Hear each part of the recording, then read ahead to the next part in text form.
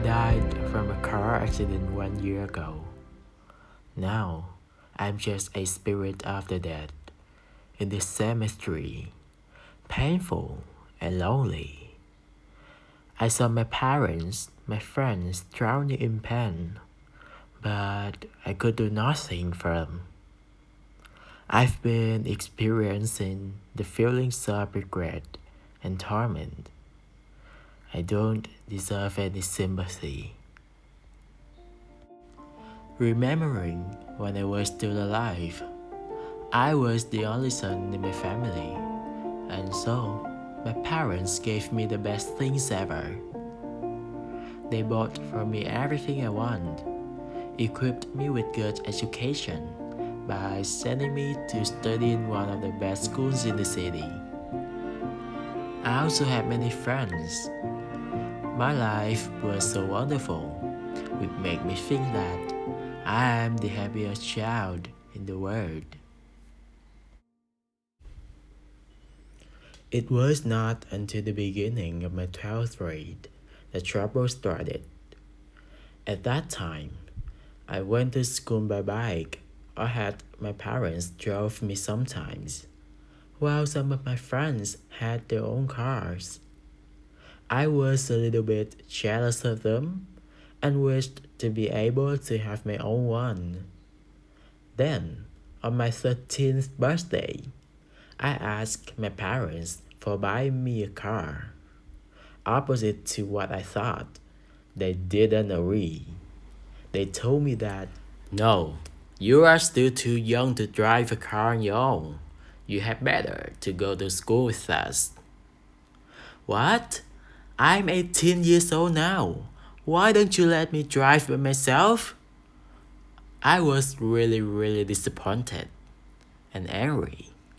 Consequently, I had an argument with my parents. Few days later, my dad was sent abroad on a difficult assignment for 2 weeks. My mom went with him as well. Being home alone, I was so excited because I could do anything without my parents' permission. No sooner had they left than I decided to get their car to drive to a party with my friends. I couldn't imagine how cool I would be if I drove my own car. My friend would praise me to the skies. They would be envious of me. I was extremely delighted. I shouted out loud and kept speeding up while enjoying what I called freedom. But I drove too fast and negligently to realize that there was a big container directly ahead. I sharply braked, but it was too late.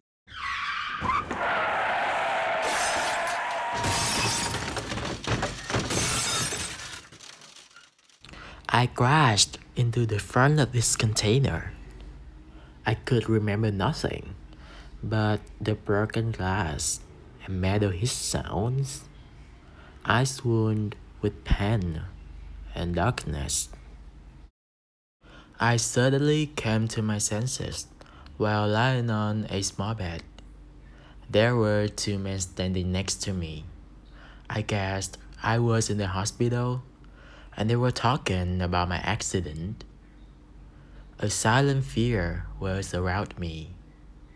I found on my bloody body many awful scars full of pieces of broken glass, but it was a little weird to me, 'cause I didn't feel sore. Am I still alive? Or am I already dead?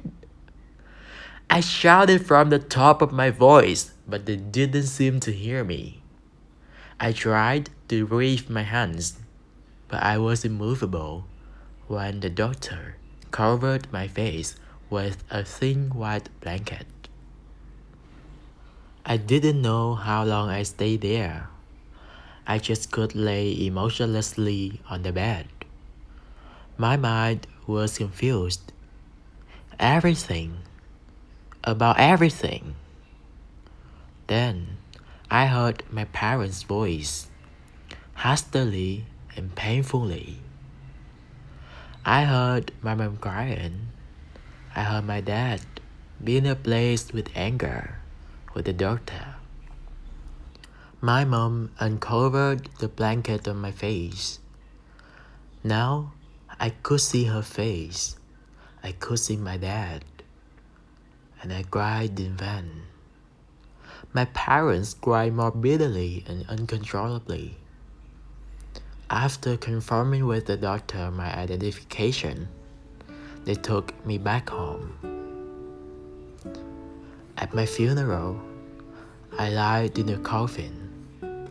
I saw all of my relatives and friends who loved me a lot.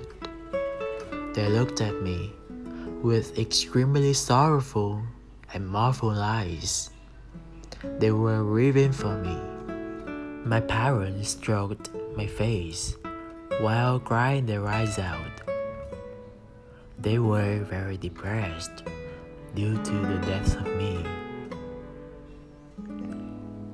I know that I was the worst child in the world.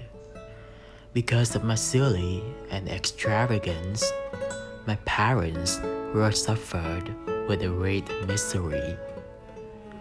I was filled with remorse for my stupid ebullience. But what can I do now? I have no chance, and I had to pay dearly all of my life for nothing. I was just 18. So you guys, having our own egos is not wrong.